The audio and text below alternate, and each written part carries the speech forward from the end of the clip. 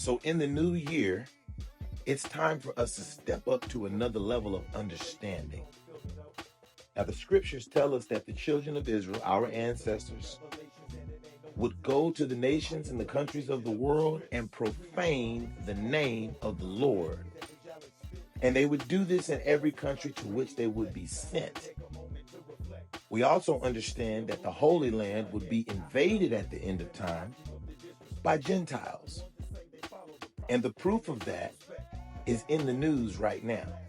They're in all the locations that they were said to be at, and all of the individuals who were said to be out there on the battlefield are out there on the battlefield. Remember, prophecy says, which we know none of you know because you don't read the scriptures with understanding. Prophecy says that foreigners will come up into the land and that they would fight that battle of Armageddon in the land. Okay? So what does this mean? We know the scripture also tells us that when the children of Israel return, there will be peace in the land and they will be keeping the Lord's decrees. Nobody in all of Israel, in all of the Middle East, is keeping Torah law. But all of them right now are the fulfillment of Jehovah's enemies. They have smashed Jehovah's people in the nations, stolen their identity, and masqueraded themselves to be the holy people. But we know that they cannot be that. Why? There's no Torah practice going on in the Middle East, period.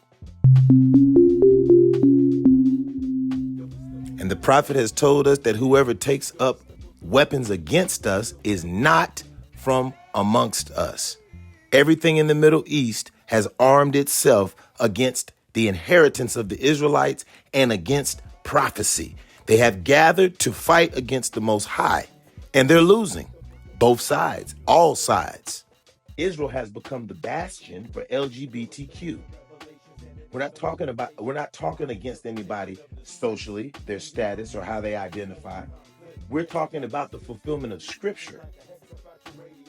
And the house of Israel is not going to be LGBTQ in the fulfillment of prophecy. I don't care how much money they put behind it, how good they make it look. I don't care how many people believe it. You can keep muting all of us Israelites and Native Americans and Africans about our ancestors. You can keep muting us. All we have to do is turn the TV on and we can see you standing in the place of the enemy. And this is the reality. Everybody's confused, but that's because the world is finished. This is Judgment Day, in case you didn't recognize it. All the prophecies have come to their fulfillment. All of the Satans have come out of their hiding places. They've gotten bold, they've waxed fat, just like the scripture says, and they have come out of their places of hiding to oppose Yahweh Allah on the great day of judgment. And now they're out there in the Middle East with their weapons, with their fake religions, and they are fighting each other. But guess what? This is Jehovah's great day of judgment on the nations for the theft and the abuse of his people. And the Israelites are going to continue to do what until Jehovah finishes judging them? They're going to profane the name of the Lord. That's why you see them on television, on YouTube, on Instagram and Patreon and Facebook, telling lies about themselves. That's what this is all about. You got all these people not in our community that really don't identify with this. If you're not a Torah keeper, you ain't part of the chosen. You're not part of the house of Israel. You're not part of the prophetic movement back home. You're not part of that. You're not part of this revolution. If you don't keep the Torah, if you don't accept all the prophets and accept the books and live by them. So if you really think about it, the situations that we're facing seem to be so negative, but they're positive because they actually provide us with the ability to identify the enemy. Point blank and period.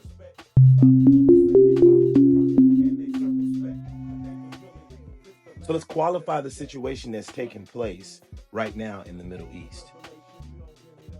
We have pseudo-Islamic powers and pseudo-Christian, pseudo Judaic powers. We say pseudo because the root of these organizations and these big armies is Gentiles. Okay? It's Gog and Magog, which in all actuality is Russia and all her hordes.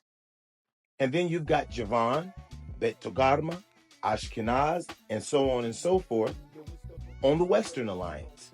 Well, this is the World War. The Gentiles, or the Gens, which technically, according to spiritual classification, they are of the Jinn race.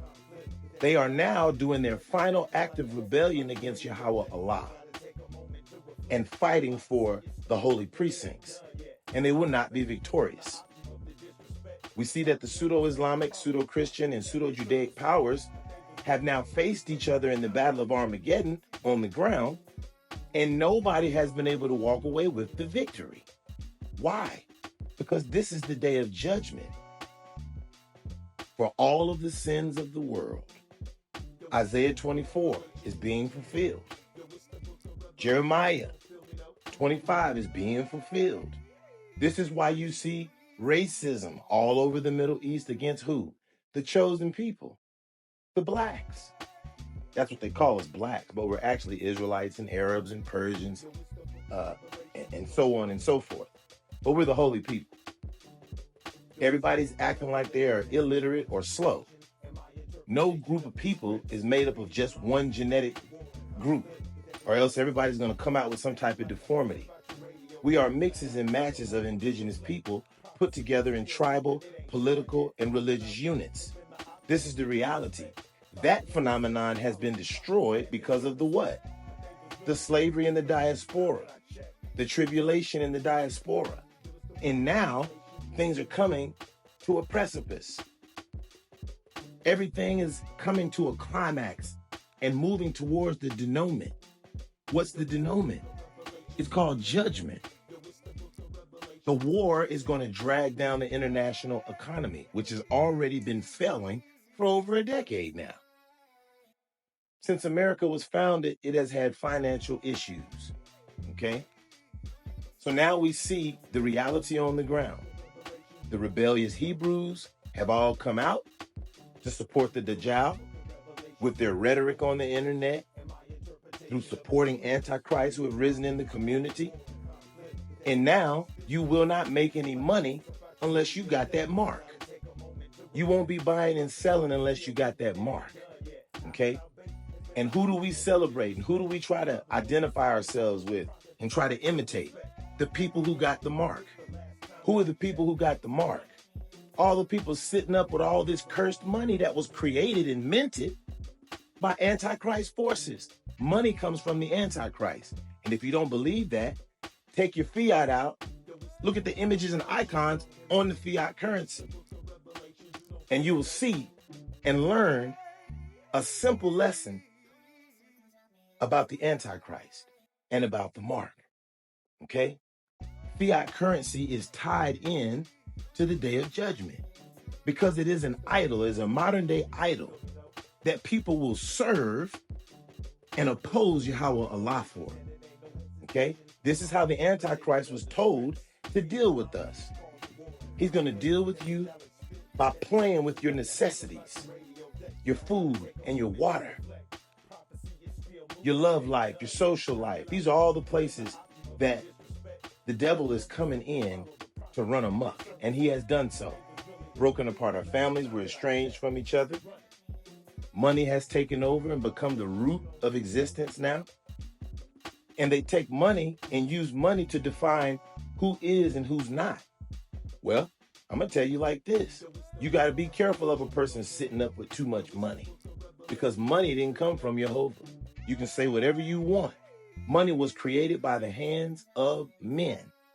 So now the mark of the beast is out here. And if you out here chasing money, you got the mark. If you out here living according to the principles and the false ideologies of this world in this present time and this present way of doing things, you got the mark. The mark is out here. And the scripture tells us that our community will be full of people with the mark. To the point that a man will say, hey, where did you buy such and such from? I bought it from the one who had the mark. You won't be selling anything and doing any major business today if you don't have the mark. These are the hidden keys, the secret keys to our society. And if you're righteous and you love Jehovah and you're about keeping law and you're all about keeping the law and being obedient, you're going to be persecuted. But in this, Jehovah is going to test all of us and prove who's his and who's not. Do they think that they will not be tested like those that came before them? No, we have to be tested. So Jehovah allowed this pseudo-reality to take over the world so that he could test it, try it, and prove it, and also judge it. So here we are in the phenomenon. Hey, those of us who are living correct, we're not worried about you wicked doers not playing videos. We're not worried about the wicked doers not letting us in the society. That's what was meant to happen. This society is already finished. Turn your TV on and take a look. Turn your TV off and take a look in your real life. Okay? We want to imitate and be like what we see on TV. That's not real. That's all created by the mark. That's all created by the Antichrist to force on us Satan's illusion and delusion. Okay? That's the reality of what's taking place right now. And the further we move into the future, the closer we will get to the full denouement of time. Judgment is here.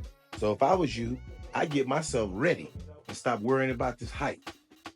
Because it ain't what it's cracked up to be. It ain't nothing but that mark moving out here.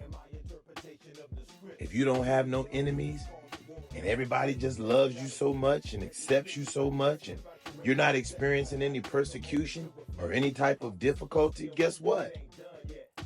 Something's wrong. You need to check yourself. If the devil is not fighting you, but coming and putting his feet up under your table and spreading a feast, you need to check yourself because there's something wrong with that. If the world is accepting you and don't have a problem with you, check yourself because there's something wrong with that. If you're doing what you're supposed to be doing, you're not going to be a household favorite. You're not going to be the one they choose to give the bread to. You're going to be unjustly passed over. They're going to hate on you. They're going to lie on you. And if they're not doing those things, if the enemy has not made himself apparent as an enemy, you need to check yourself because you might not be on the side you thought you were on. Many people who thought they were working for Jehovah are going to wake up in this day of judgment and realize it was Satan they was working for the whole time. Because in this paradigm, Yahweh is going to reveal to each and every one of us the reality of what it was that we have been doing. Just like Yeshua said, the wheat and the tare have been allowed to grow up together. But now the Son of Man has come to do what? Separate the wheat from the tare. Now we're going to know who is who. And that is what we call judgment. Discriminating and deciphering what is and what is not. So let me leave this jewel with you. The mark is not on you. It's in you. It's that false belief and that effed up idea that you got in your mind and your heart. It's that perverted passion that you want to fulfill. It's that hatred that you keep in your heart. It's that murder and that envy that's in your heart. The mark is not on you. It's in you. I'm out. Yo, it's the book of Revelations, and it ain't no hesitation in my interpretation of the scripts. Reading you llamas is causing war and conflict. That the jolly spit, that this spit is like a hex about your radio decks. I gotta take a moment to reflect. Prophecy is still moving, it ain't done yet. Akal Bay has been the object of the disrespect by the ones that say they follow the prophet and they circumspect. But they was really hypocrites the last time that I checked.